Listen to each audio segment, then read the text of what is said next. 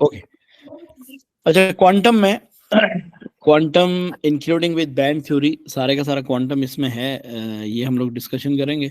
39 pages की worksheet है। वैसे मैंने नाम इसका क्वांटम बैंड थ्योरी रखा हुआ है, लेकिन प्रॉब्ली ये इसमें ज़्यादातर क्वांटम के क्वेश्चंस, ये बैंड थ्योरी के कुछ इक्का दुक्का क्वेश्चंस हैं हमारे पास। अच्छा, कह रहे हैं कि some of the electrons energy band in isolate sorry in solids are illustrated in figure this. तो सॉलिड्स की कुछ एनर्जी बैंड बैंड उसने इलस्ट्रेट किए हुए हैं।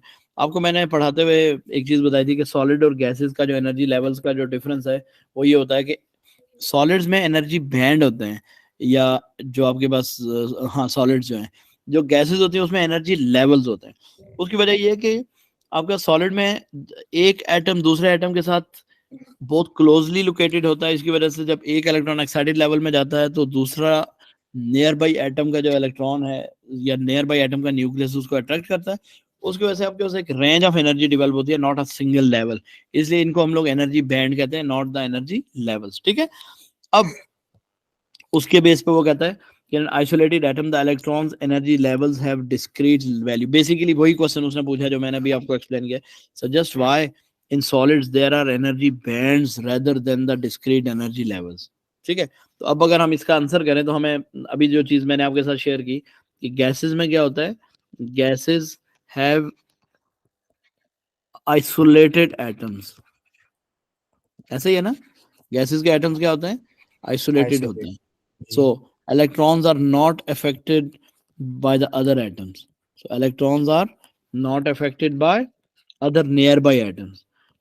तो अब उसकी वजह से जब आपका कोई एक इलेक्ट्रॉन एक्साइटेड स्टेट में जाता है तो वो अफेक्टेड नहीं होता, affected by near by atoms.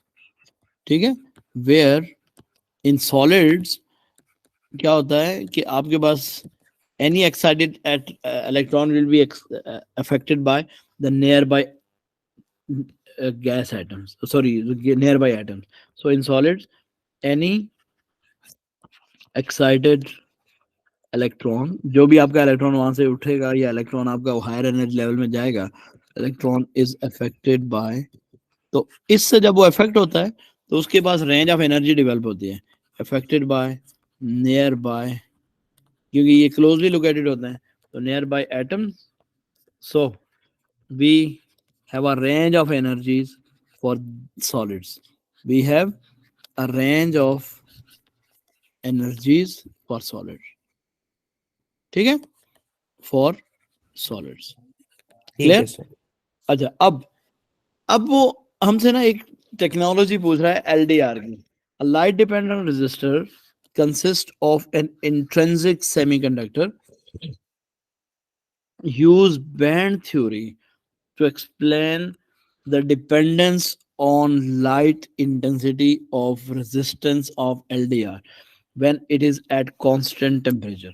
जब आपके पास टेम्परेचर कांस्टेंट हो तो आपने बैंड थ्योरी के मुताबिक बताना है कि लाइट की इंटेंसिटी बढ़ाने से एलडीआर की रेजिस्टेंस कम क्यों हो जाती है, एलडीआर में करंट आपका कम ज्यादा क्यों हो जाता है। तो लेट्स से मैं अगर इस बैंड को एलडीआर का बैंड लेवल कंसीडर करूं तो it's valence band. Valence band basically वो होता है जहाँ पे आपके इलेक्ट्रॉन नॉर्मली रिजाइड करते हैं। ठीक है, this is the valence band. It is partially field, sorry it is totally field. ठीक है, क्योंकि ये सेमीकंडक्टर है तो इट्स आई मीन जो कंडक्शन बैंड है इट इज ऑलमोस्ट एम्प्टी। ठीक है, ये क्या होता है आपका एम्प्टी होता है।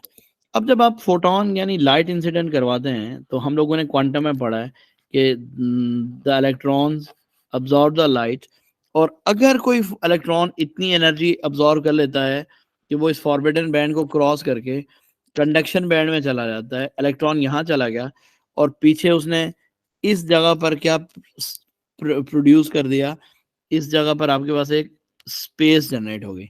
दिस इज अ पॉजिटिव, इसको मैं पॉजिटिव का वो देता हूँ, ये एक इलेक्ट्रॉन है। ठीक है, तो जितने ज्यादा आप फोटोन इंसिडेंट करवाएंगे, ब्राइटनेस जितनी बढ़ेगी, इतने ज्यादा आपके पास इलेक्ट्रॉन वैलेंस बैंड से कंडक्शन बैंड में जाने लगेंगे।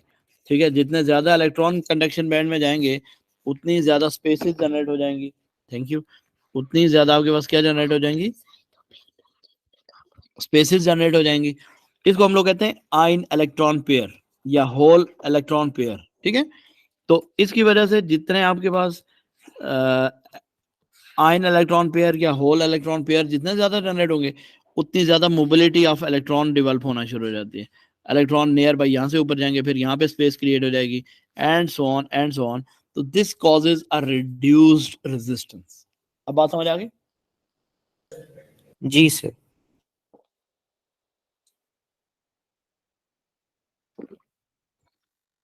ओके, लिखवाने की जरूरत तो नहीं है? नहीं सर, सही है। ओके, अब नहीं फिर हमारे ये पास, लिखवा दें दफा। हाँ ये तो मैं क्योंकि थोड़ा सा जी काम वो आएगा। मैं समझ आ गया, लेकिन आर्टिकुलेट कैसे करेंगे वो थोड़ा ठीक है, मुश्किल। अच्छा वो कह रहा है कि इन एलडीआर आपका जो वैलेंस बैंड है, it is filled, valence band is filled यानी कंप्लीट होता है, and conduction band is almost empty. Conduction band में क्या होता है? ऑलमोस्ट एम्प्टी होता है आपका, conduction band is almost empty. अच्छा, अब उससे क्या होगा? when a photon is incident on the electron of valence band, तो those electrons get excited and jump from lower energy to the higher energy। तो मैं इसको यूं लिख रहा हूं कि the electrons of valence band absorb energy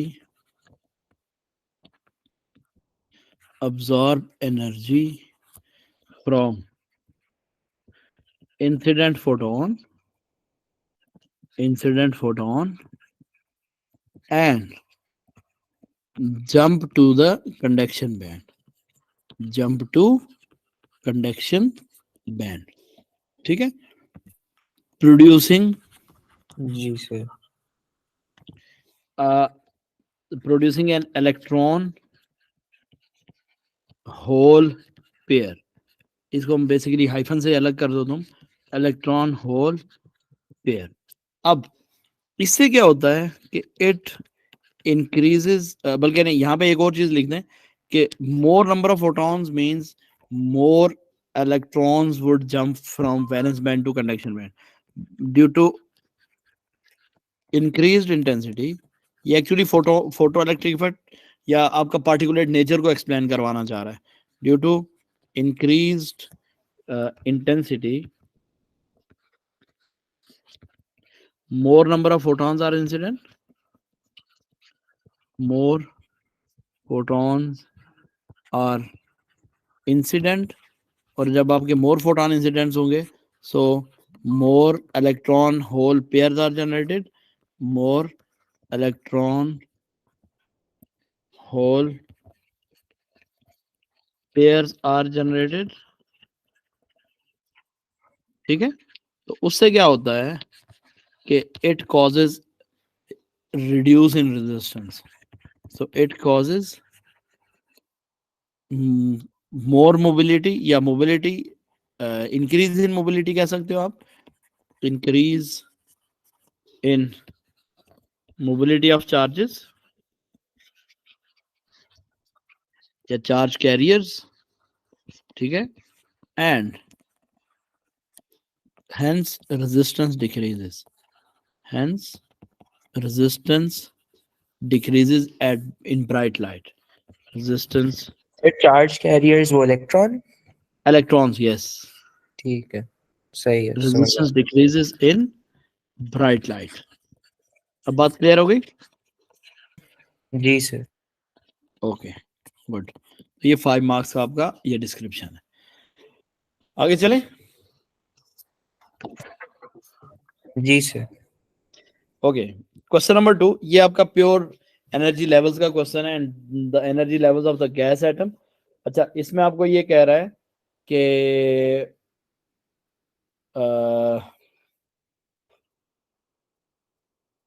एक minute,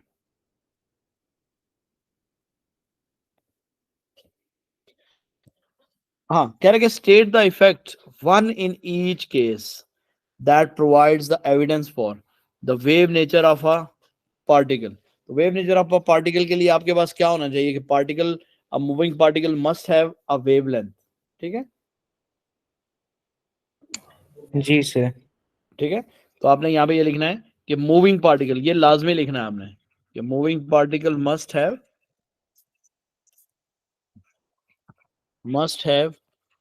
wavelength, or a wavelength is associated with a moving particle। इसको डी ब्रोगली वेवलेंथ कहते हैं। आपको याद होगा हमने कहा था कि lambda is equal to H divided by p. तो पी आपका मोमेंटम था, ठीक है। जी सर, ठीक है। ओके, अब उसके बाद आपके पास आता है the particulate nature of electromagnetic radiation, particulate nature of electromagnetic radiation। अब particulate nature of electromagnetic radiation basically आपके पास क्या है कि the waves must have momentum। ठीक है, the waves must have momentum, ठीक है sir. the waves must have momentum। यही इक्वेशन आपको फिर हेल्प आउट करेगी। ठीक हो गया जी। जी सर, ठीक है। 4 electron energy levels in an isolated atom are shown in figure। अब बस 4 एनर्जी लेवल उसने दिए हुए हैं, ठीक है। For the emission spectrum associated with these energy levels, ये आपका इमिशन स्पेक्ट्रम है। ये बात याद रखनी है, इमिशन स्पेक्ट्रम में हमेशा आपकी जो लाइंस होती हैं वो bottom to top to bottom होती हैं, ठीक है।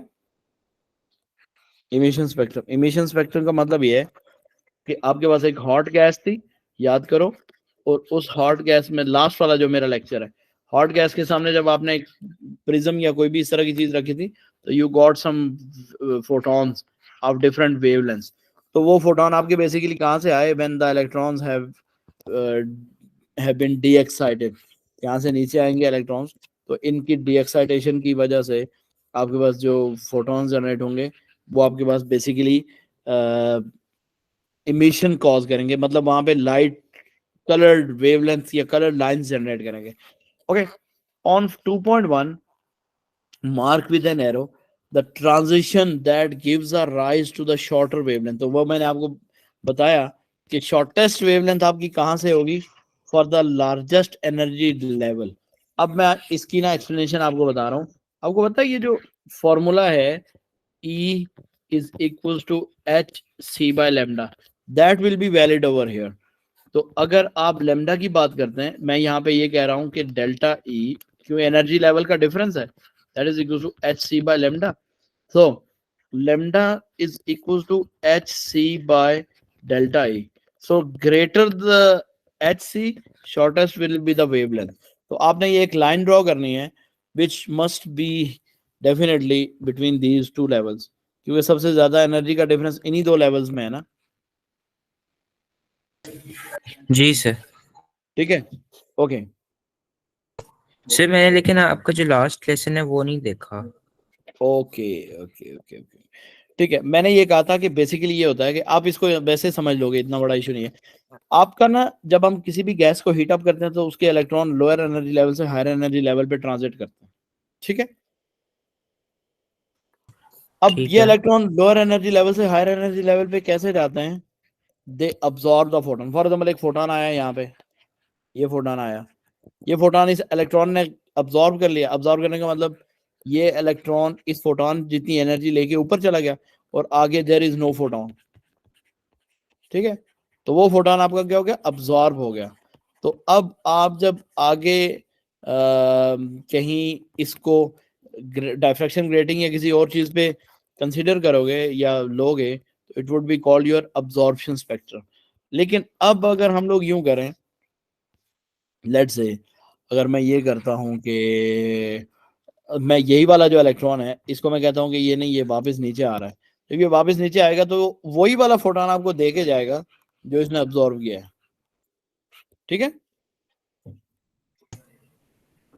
थोड़ा बहुत समझ है इसे। मैं समझाता हूँ, मैं दोबारा समझाता हूँ पुत्र। मैं ये कह रहा हूँ कि लेट से आपके पास, बल्कि कैलकुलेशन से समझा देता हूँ, इतना कोई इशू नहीं है, यहाँ पर आपने कैलकुलेशन वैसे ही करनी है। Show that the wavelength is इतनी। अब आपने यहाँ कैलकुलेशंस करनी है तो आपको मैं चीज़ें मेनली समझा भी देता हूँ साथ साथ, और क्लियर भी हो जाएगा आपका। ओके, तो अगर हम इसमें जाते हैं जनाब,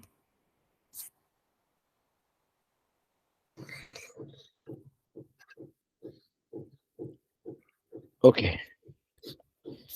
उसने हमें ये कहा हुआ है कि आपके पास ना, ये मैंने ब्लैक कलर इसलिए सेलेक्ट किया है कि जब आपके पास इमिशन होगा तो आपके पास बेसिकली कुछ ब्लैक लाइंस अपेयर होंगी, सॉरी कलर्ड लाइंस अपेयर होंगी ब्लैक बैकग्राउंड पे। ठीक है, कहाँ पे? ब्लैक बैकग्राउंड, हम लोग ब्लैक बैकग्राउंड के ऊपर वो कर देते हैं, क्या कहते हैं, एक डायफ्रैक्शन ग्रेटिंग के थ्रू गैस से निकले हुए इलेक्ट्रॉन्स को हम लोग वो करते हैं, ट्रीट करते हैं, तो हमें इस तरह की कलर्ड लाइंस मिलना शुरू हो जाती हैं। ठीक है, सर नजर ही नहीं आ रही लाइंस तो। Oh wait wait wait wait, मैंने सिलेक्ट ही नहीं किया ना, सॉरी। नजर कैसे आए तो मैं, ठीक है, ये ब्लू, रेड, ठीक है, इस तरह की वेव, इस तरह की लाइन नजर आएंगी। एक्चुअली इसका मतलब ये हुआ कि मेरे पास ये जो गैस थी ना यहाँ पे, इस गैस को जब मैंने डायफ्रैक्शन ग्रेटिंग में ट्रीट किया, ये आपके पास डायफ्रैक्शन ग्रेटिंग है, ठीक है, ये आपकी हॉट गैस है, आपने इसको कहीं हीट अप किया या जो भी किया, तो उसमें से सिर्फ दो फोटॉन्स जनरेट हुए। दो फोटॉन कौन से? एक ब्लू वाला और एक रेड वाला। अब आपको ये सिखाया है मैंने कि जो एनर्जी लेवल है ना, एनर्जी लेवल, आपका पहला एनर्जी लेवल उसने दिया हुआ है यहाँ पे कितना, 10 की पावर माइनस, सॉरी, -340, फिर आपके पास -150, 0.8, और ये सारी मैं वैल्यूज वहां लिख देता हूँ। पहला है आपके पास 3.4, दूसरा एनर्जी लेवल है आपके पास 1.51, तीसरा एनर्जी लेवल है आपके पास 0.85, और फोर्थ एनर्जी लेवल है आपके पास 0.54। ये सारे नेगेटिव हैं। इसका मतलब ये हुआ कि इलेक्ट्रॉन ने इतनी एनर्जी अब्जॉर्ब की होगी तो वो नीचे आएगा, और अगर सॉरी एनर्जी लूज करेगा तो नीचे आएगा, एनर्जी अब्जॉर्ब करेगा तो ऊपर जाएगा। अब आप देखो, उसने बोला शॉर्टेस्ट वेवलेंथ, तो मैंने आपको कहा कि शॉर्टेस्ट वेवलेंथ बेसिकली आपके पास वॉयलेट कलर की होती है। ठीक है, तो आपका इलेक्ट्रॉन अगर यहाँ से नीचे आएगा इधर, तो उस टाइम जो वो फोटोन जनरेट करेगा ना, उसकी वेवलेंथ सबसे हाईएस्ट रेंज में होगी, यानी सबसे छोटी वेवलेंथ होगी। और सबसे बड़ी वेवलेंथ आपको पता है, जब इलेक्ट्रॉन बिल्कुल छोटे एनर्जी लेवल में फॉल करता है। छोटा एनर्जी लेवल ये नहीं कि ये लोअर दो, आपका छोटे एनर्जी लेवल ये है, यहाँ से इलेक्ट्रॉन जब यहाँ फॉल करेगा इधर, तो ये एक बड़ी वेवलेंथ जनरेट करेगा, ये वो हम लोग कैलकुलेट करते हैं। अब आइए, मैंने आपको ये कहा था कि as delta E is equal to H C by lambda, तो आप, मैं इनको नाम दे देता हूँ, ये आपका E1 है, ये आपका E2 है, ऊपर ये E1 है, ये आपका E2 है, ये आपका E3 है, और ये आपका E4 है। अगर आपका इलेक्ट्रॉन E4 से E3 में आ रहा है तो what will be the difference of energy?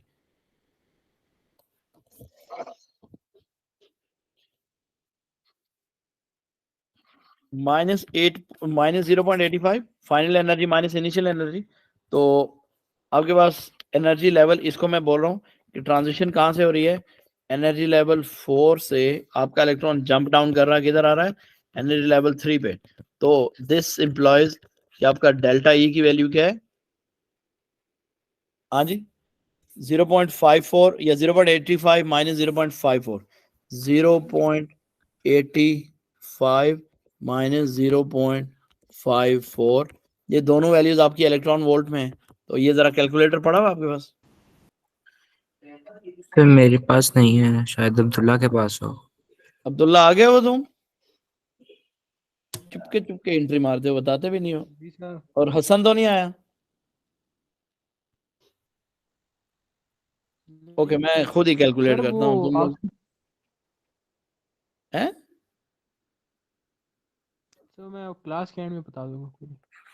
Okay, ये आपके पास है 0.31 इलेक्ट्रॉन वोल्ट आ गई, ठीक है। ये मेरे पास एनर्जी कितनी आ गई? 0.31 इलेक्ट्रॉन वोल्ट। अब प्रॉब्लम पता क्या है? प्रॉब्लम ये है कि आपने इसको इलेक्ट्रॉन वोल्ट से कन्वर्ट करना जाउल्स में। तो 0.31 इलेक्ट्रॉन वोल्ट कितने जाउल्स होते हैं? या इसको जॉल में कन्वर्ट करने के लिए हम लोग क्या करते हैं? 0.31 इंटू 1.6 इंटू 10⁻⁻19। तो ये आपके पास हो जाएगा जी आंसर इंटू 1.6 एक्सपोनेंट -19 हमने किया। तो ये आपका हो गया 4.96 इंटू 10⁻⁻20। 4.96 इंटू 10⁻⁻20 जॉल। तो इतना एनर्जी का डिफरेंस आया। ये बात समझ आ गई? तो एक्चुअली ये आपके पास डेल्टा ई की वैल्यू मेरी ये आ गई। ये मैं कौन से एनर्जी लेवल्स का एनर्जी डिफरेंस कैलकुलेट कर रहा हूँ? आसान। E3 से E4 से E3 में आ रहा है जब आपका इलेक्ट्रॉन, कहां से कहां आ रहा है? E3 से E4 में से। E4 में। अब आपने फॉर्मूला लगाना है hc/λ is equal to delta E. तो यहां से आपको मैंने कहा कि आप कैलकुलेट करें लैम्डा, तो lambda will be equal to hc/डेल्टा ई करना पड़ेगा। तो hc की value 6.63 into 10⁻⁻34 into speed of light होती है 3.0 इंटू 10⁻8, ठीक है, डिवाइडेड बाय 4.96 इंटू 10⁻⁻20। मेरा बेटा ये सारी कैलकुलेशन हमें करनी पड़ती हैं, तो इसलिए इक्वल टू ये हो गया। और फिर मैं करूँगा जी 6.63 exponent -34 times 3 exponent 8 bracket close divided by answer. तो ये मेरे पास आ गया है। इसको जब हम लोग ईएनजी में कर रहे हैं तो मुझे मिल रही है जी 4.0 इंटू 10⁻⁻6 मीटर। ये आपके पास तकरीबन इंफ्रारेड के जोन में आती है, ठीक है। बात समझ आ रही है? जी तो ये जो वेवलेंथ आ गई है हमारी, ये आ गई। अब मैंने आपको ये बोला कि अगर आपका जो ट्रांजिशन है E4 से डायरेक्ट E1 में होता है, ट्रांजिशन कहाँ से कहाँ होता है? E4 से E1 में होता है। तो जरा कैलकुलेशंस करके देख लेते हैं कि उसने मांगी भी है हमसे कैलकुलेशंस कि आप उसकी वेवलेंथ कैलकुलेट करें, शो करनी है आपने, ठीक है। Thank you. ठीक है, अब हम लोग E4 से the difference of energy E4 minus E1 करके देखते हैं, यानी E4 टू E1 करके देखते हैं। तो मैंने आपको क्या बोला, आप E4 की वैल्यू दोबारा देखनी पड़ेगी। हाँ, 3.4 माइनस 0.54 करें। 3 ये डेल्टा ई है, ये कितना हो गया? 3.4 माइनस 0.54 इलेक्ट्रॉन वोल्ट है। तो इसको मैं डायरेक्ट कर लेता हूँ 1.6 इंटू 10⁻⁻19 से। तो ये जॉल में कन्वर्ट हो गई। तो कैलकुलेशंस मैं खुद ही कर रहा हूँ सारी की सारी आप लोगों के बिहाफ पे। 3.4 minus 0.54, this is answer, times 1.6 exponent -19। तो ये मेरा बच्चा मुझे मिल गई 445.8 इंटू 10⁻⁻20 जॉल। ये मुझे एनर्जी मिल गई इन दो एनर्जी लेवल्स के बीच में। अब मुझे लैम्डा कैलकुलेट करना है। तो लैम्डा कैलकुलेट करने के लिए मुझे क्या करना पड़ेगा? H c divided by delta E, h c divided by delta E. तो 6.63 into 10⁻⁻34 into 3.0 into 10⁻8 divided by 45.8 into 10⁻⁻20। ठीक है, ये आपका आंसर थोड़ा 100 टाइम्स ज्यादा हो जाएगा, ठीक है, तकरीबन। बाकी सारा कुछ वही है। यहाँ पे आप देखो 45 इंटू 10⁻⁻20 है, वो आपका 4 पॉइंट समथिंग है। तो जस्ट चलो कैलकुलेट कर लेते हैं। इक्वल टू ये हो गया। अब मैं ब्रैकेट लगा देता हूँ 6.63 exponent minus 34 times 3 exponent 8 bracket close divided by answer, और फिर हम लोगों ने इसको किया तो वी गॉट 434 नैनोमीटर, 435 बल्कि नैनोमीटर, ये मुझे वेवलेंथ मिली। अब ये वेवलेंथ मिलने का मतलब क्या है कि आपके पास आपको कौन से कलर की वेव मिल रही है? Sir red. हाँ, रेड की वेवलेंथ होती है 700 नैनोमीटर। Sir green. हाँ, ये रेड से वायलेट पे जब अगर हम लोग जाते हैं ना, तो ये वायलेट आपके पास होती है 400 से लेकर 450 तक, ठीक है, ये वायलेट है। तो तकरीबन इस रेंज की वेवलेंथ आपको मिल रही है, बात समझ आ गई? तो अब देखो कहाँ इंफ्रारेड थी और अब आपको ये वेवलेंथ मिल रही है, तो इसका मतलब आपके पास जितना एनर्जी लेवल हायर होगा उतना हमारे पास वेवलेंथ क्या होती जाएगी, डिक्रीज होती जाएगी। तो मैं अब अगर इसी को यहाँ पे प्लॉट करने की कोशिश करूं, जो मैंने आपको अभी भी सिखाया कि अगर आपका एक इलेक्ट्रॉन इस एनर्जी लेवल से यहाँ ड्रॉप होगा तो सबसे हाईएस्ट फ्रीक्वेंसी और सबसे शॉर्टर वेवलेंथ का फोटोन जनरेट करेगा। और अगर आपके पास कोई इलेक्ट्रॉन जो है वो इस एनर्जी लेवल से नीचे आ रहा है तो वो उसकी वेवलेंथ ज्यादा होगी, मे बी वो विजिबल लाइट से निकल जाए, प्रॉब्ली उसमें चला जाए, आईआर में चला जाए। बात समझ आ रही है? तो ये एनर्जी लेवल्स, हाँ ये जो लास्ट पॉइंट है वो रिपीट कर देंगे? हाँ, मैं ये कह रहा हूँ कि जैसे जैसे आपके पास ना, देखो एनर्जी लेवल मैंने एनर्जी ये आपके पास अगर हम इसको डेल्टा E2 मान लें और ये जो ब्लू वाला है इसको मैं डेल्टा E1 मान लूँ, तो डेल्टा E1 ज्यादा है या डेल्टा E2 ज्यादा है? Sir delta E1। E1 ज्यादा है ना, तो wavelength 1 will be smaller than wavelength emitted of 2। तो ये जो ब्लू वाला फोटोन है इसकी वेवलेंथ आपके पास छोटी होगी, ये जो व्हाइट टाइप मैंने फोटोन जनरेट किया इससे, ठीक है? जी सर ठीक है। तो जितना एनर्जीज का गैप ज्यादा होगा उतना वेवलेंथ छोटी होती जाएगी, बस आपने ये बात लाजमी याद रखनी है, ठीक है? ठीक हो गया सर। ओके, अब आगे चलें। जी सर। ओके,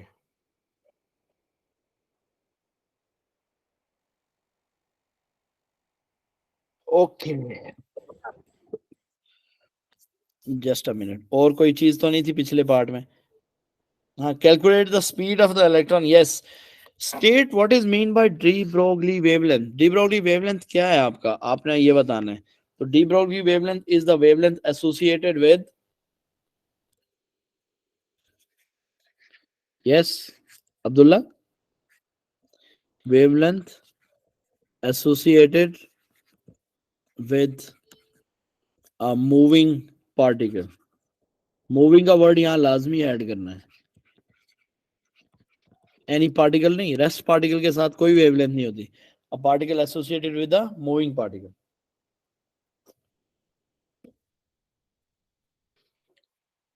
ठीक है, बात समझ आ गई?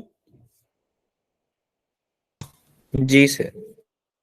अब हमें बोल रहा है calculate the speed of an electron having de Broglie wavelength equal to wavelength of that. तो आपको मैंने बताया कि जो डी ब्रोगली इक्वेशन है that is lambda is equal to h by p, और आप यहाँ पे पी को एम वी के साथ रिप्लेस कर देंगे तो आपके पास P is equal to H divided by lambda हो जाएगा, और M V will be equal to H divided by lambda.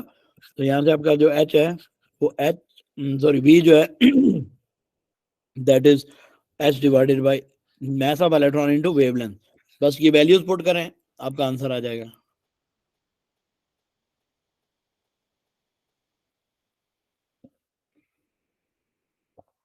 Clear है ये बात? Yes sir. आपको mass of electron का नहीं पता होगा।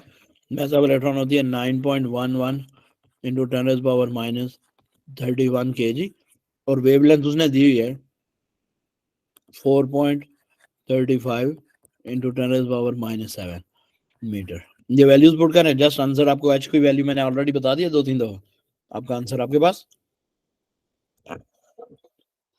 ठीक है, चले आगे। जी सर। ओके, अब आ जाते हैं हम लोग कॉम्पटन।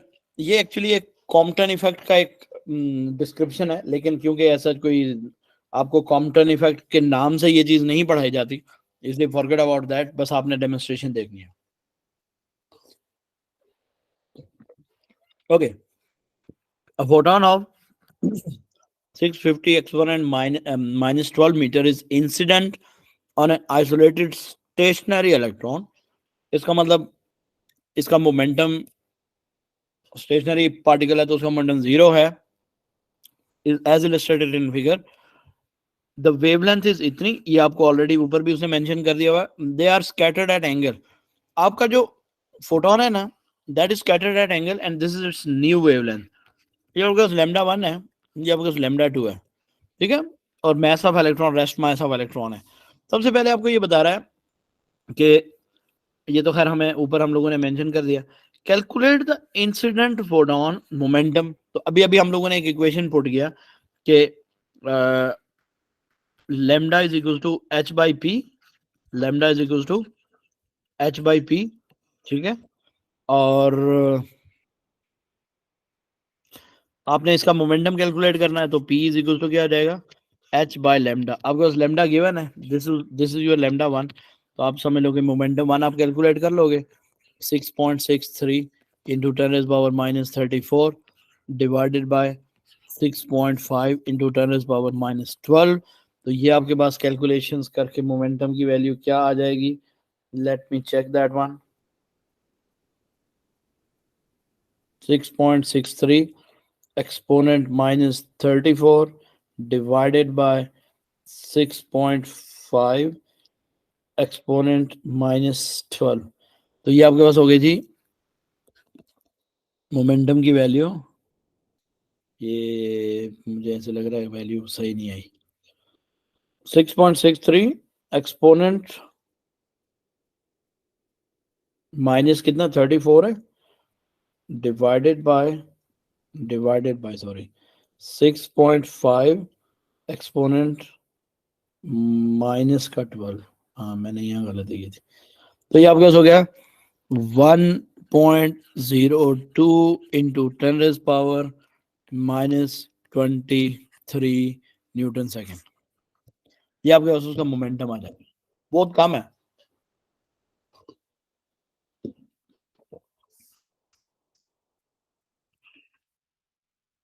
एनर्जी, ये क्वेश्चन आप लोगों ने एनर्जी से नहीं किया होगा। आपके पास दो मेथड्स हैं, या तो आप 1/2 mv² से कर लें, लेकिन क्योंकि आपके पास मोमेंट स्पीड नहीं है, ठीक है, आपको ध्यान में एकदम से ये आता होगा but it is not applicable. आपने इसको डिराइव करना है, थोड़ी सी डेरिवेशन आपके साथ आपको आनी चाहिए, करवाई हुई है।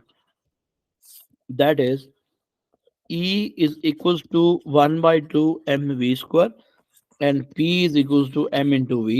और यहां से आप अगर इसको रिप्लेस कर देंगे v is equals to v by m कर लें, और फिर आप ये देखें कि E is equals to half m into p² divided by m²। तो your energy will be equals to p² divided by 2m, क्योंकि एक m एक m से कैंसिल हो जाएगा। इस इक्वेशन को यूज करते हुए आप एनर्जी कैलकुलेट करोगे, अदरवाइज आपके पास और कोई ऑप्शन नहीं है। p² divided by 2m। तो जो आपने कैलकुलेशंस की 1.02 into 10 raise power minus 23 divided by mass of electron आपने डालना है, ठीक है। जी सर। नहीं सॉरी वेरी बैड, ये मैं कहीं इलेक्ट्रॉन के उसमें चला गया था। आपने फोटोन की एनर्जी निकालनी है, ये आगे चल के, चलो अच्छा वो आपको डेरिवेशन सिखा दी, बट ये नहीं है। आपके पास ये इक्वेशन लगनी है, E is equals to hc by lambda, E is equals to hc by lambda, क्योंकि ये फोटोन की एनर्जी है, नॉट ऑफ दैट इलेक्ट्रॉन। तो 6.63 into 10⁻⁻34 into speed of light, ये मैं ऑलरेडी कैलकुलेट करवा चुका हूँ, इसलिए इसके ऊपर मैं ज्यादा टाइम नहीं वेस्ट करूंगा। डिवाइड बाय लैम्डा आपके पास था 6.5 इंटू 10⁻⁻12, तो अगर एनर्जी आ जाएगी जॉल्स में। ठीक है जी सर, ठीक है। ओके, अब आपके पास ना ये इक्वेशन है, and from that equation we have to calculate, ये इक्वेशन कहलाती है कॉम्पटन इफेक्ट की इक्वेशन, और हम लोगों ने इसमें कैलकुलेशंस करनी है थीटा की। अब सबसे पहले आपने वेवलेंथ का डिफरेंस देखना है, मैंने इसीलिए लैम्डा 1 लैम्डा 2 बोला हुआ है, मास ऑफ इलेक्ट्रॉन बोला हुआ है, एच और सी की वैल्यू दी हुई है। तो कहने से that lambda 2 minus lambda 1 into mass of electron into speed of light divided by H, जिसका जो भी आंसर आएगा that will be equal to 1 minus cos theta.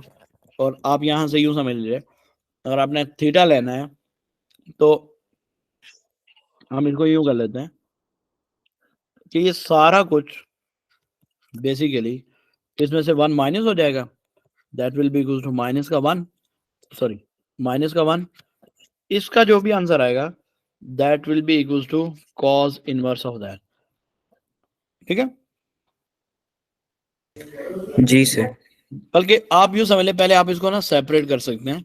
अच्छा, आपने उसको वो, हाँ सही है, समझ आ गया। हाँ, मतलब आप यूं समझ लो 1 माइनस हो जाएगा ये सारे का सारा, थीटा की वैल्यू ये हो जाएगी। अब आप दोनों वैल्यूज पुट करेंगे, आपके पास आंसर निकल आएगा। ठीक है, जी सर, ठीक है।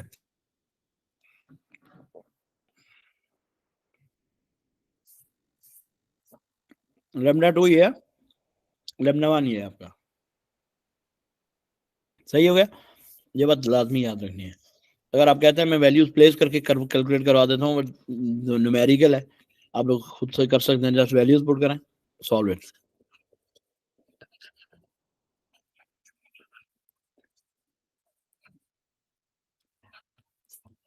अब हम आते हैं use energy consideration, why lambda delta lambda must always be positive. आपने एनर्जी की कंसिडरेशन करते हुए ये बताना है कि लैम्डा जो है वो पॉजिटिव क्यों होना चाहिए।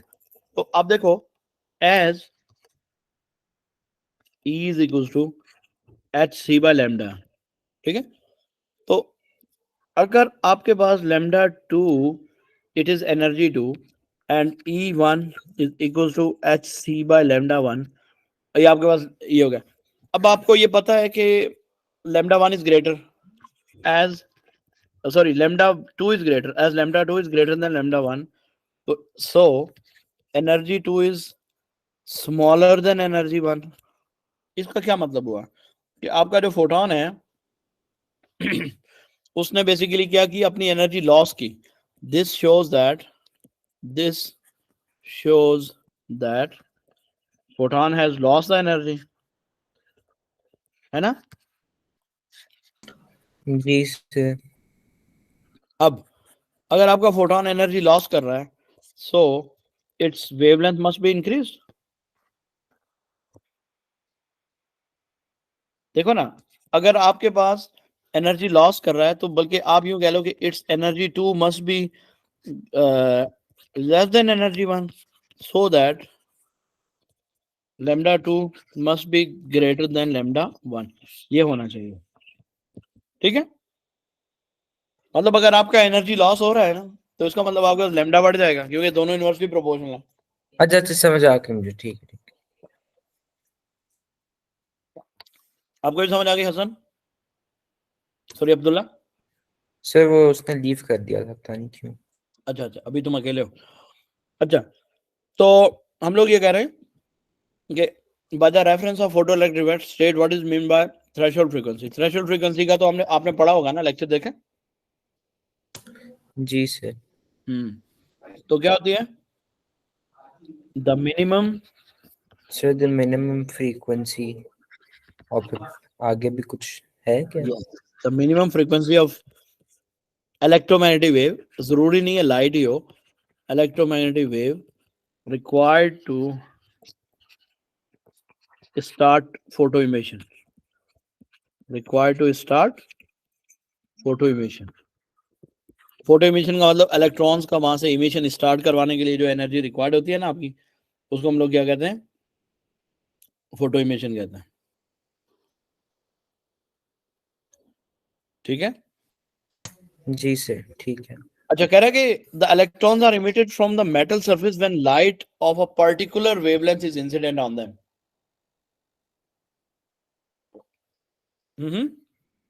Explain why the emitted electrons have a range of values of kinetic energies below a maximum value।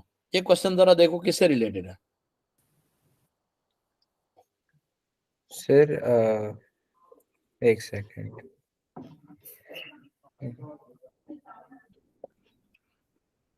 उसने बोला कि हर मेटल का ना एक स्पेसिफिक एनर्जी के ऊपर इलेक्ट्रॉन जनरेट होता है।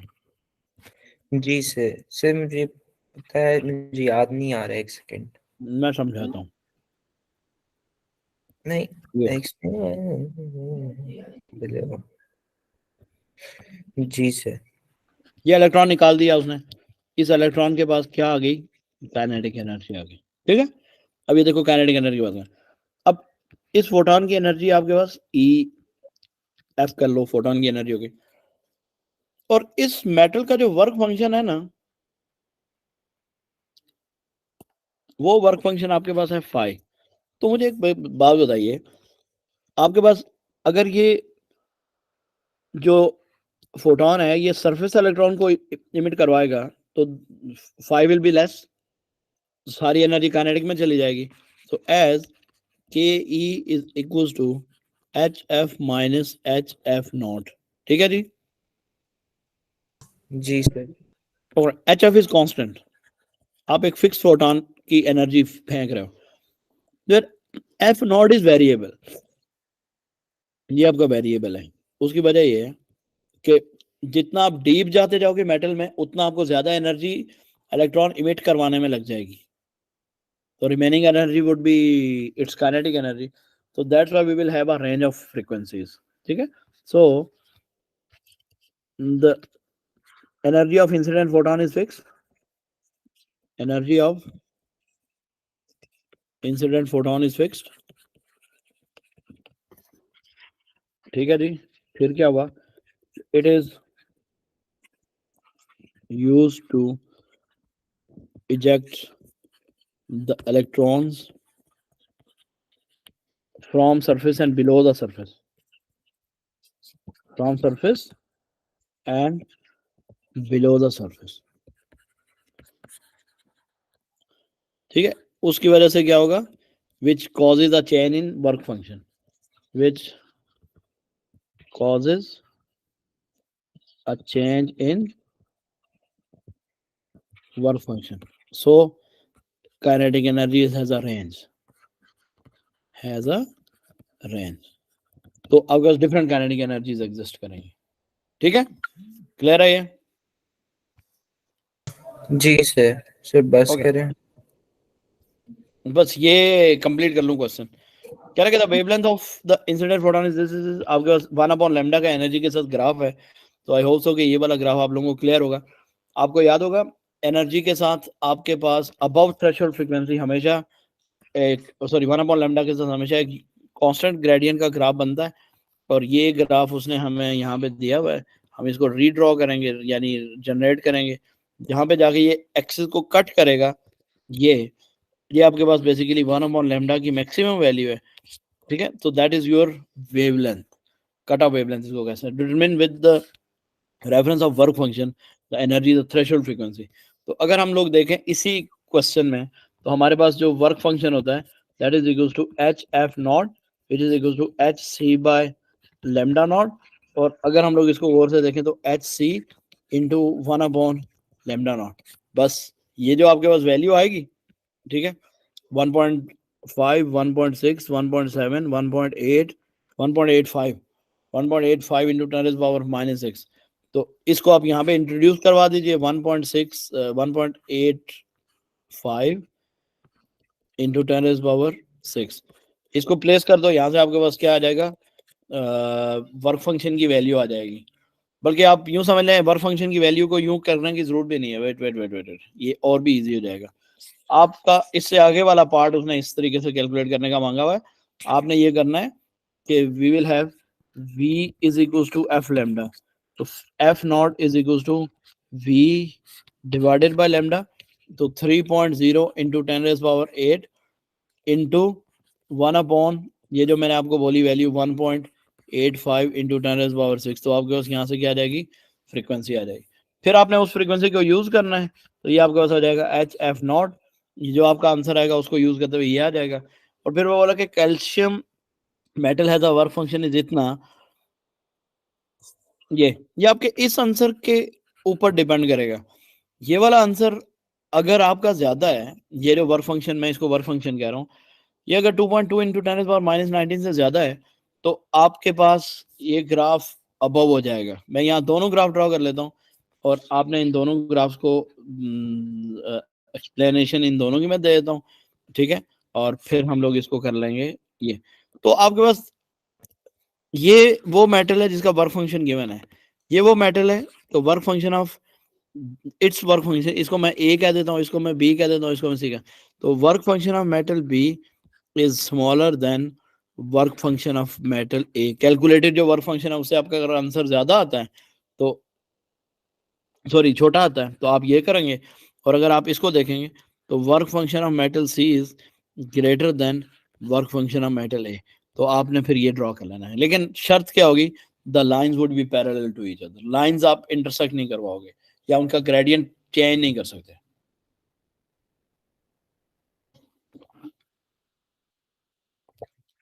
ठीक है। जी सर। ओके, बाकी ये काम कर लेना और इसमें अगर कोई मसला उठा हुआ मुझे बताना है। ठीक हो गया सर, सही है। ओके मेरा बेटा, अल्लाह हाफिज़।